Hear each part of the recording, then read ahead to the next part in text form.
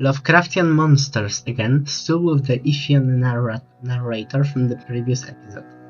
So let's get on it. Old polypus nightmares with bodies made out of black plastic-like material. They can fly despite having no wings or other parts that should allow it, equipped with mouths and eyes and outright holes in the bodies.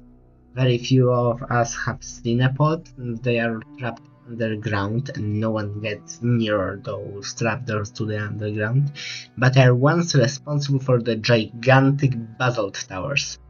When they are near you feel as if a hurricane suddenly appears.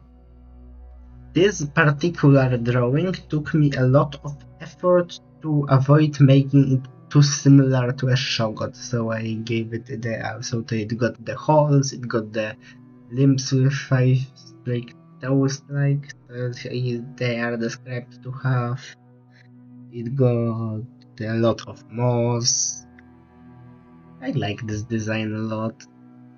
I don't know why, I just like it. As Necronomicon dubs them, the Elder Things, the species of which member of I swapped with as my first race to come to Earth. The plant, starfish-like creatures of the North Pole. Their main city is within what humans called Mountains of Madness. They are creators of shoggoths and of humanity and of other nightmares we do not talk about.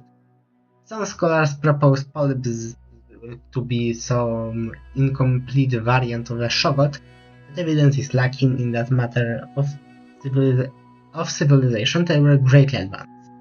They have waged war against the star spawns of Cthulhu and many other civilizations.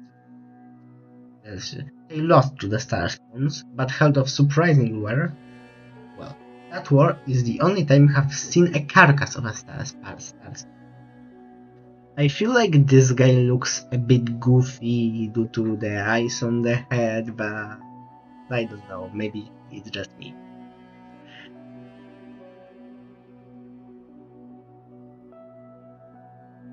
Shoggoths, the most well-known creation of the Elder Things, created as a servitor race of great rebelled and killed their masters.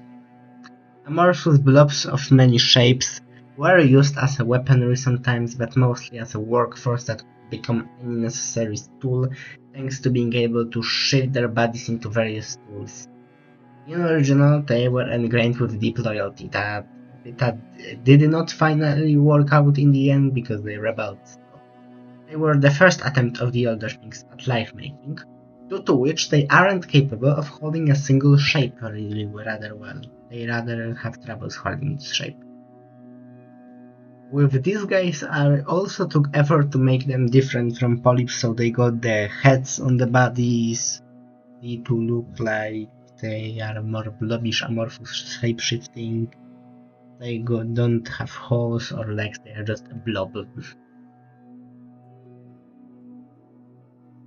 Star spawns of Cthulhu, sometimes called Cthulhi. They are said to resemble Cthulhu. That is not inaccurate, they are both humanoids with an octopus for a head and bat wings, but they do possess differences. Cthulhi are smaller, face tentacles are longer, and they differ in colors. According to various cults around Cthulhu among the Starspawn, among the humans, Kimian and other deep ones and other groups, among the Starspawns, there is 5 elite ones, direct servants of Cthulhu. They are said to be hidden, one in the mountains of China, one in the Andes, one in the desert of Irem, one in Greenland, and one somewhere beneath what is to be modern humans' Rhode Island. None have ever seen those chambers or temples or wherever they sleep, so those are not confirmed and mostly treated as legends of those various cults. This was a fun one to do, mostly to see just how different I can make them from Cthulhu to still make them look like Cthulhu. So it was a fun design to do. I think a bit that the shading on top of the head looks, a highlight on top of the head looks ridiculous. But I don't know, maybe. And that would be it for today. Goodbye!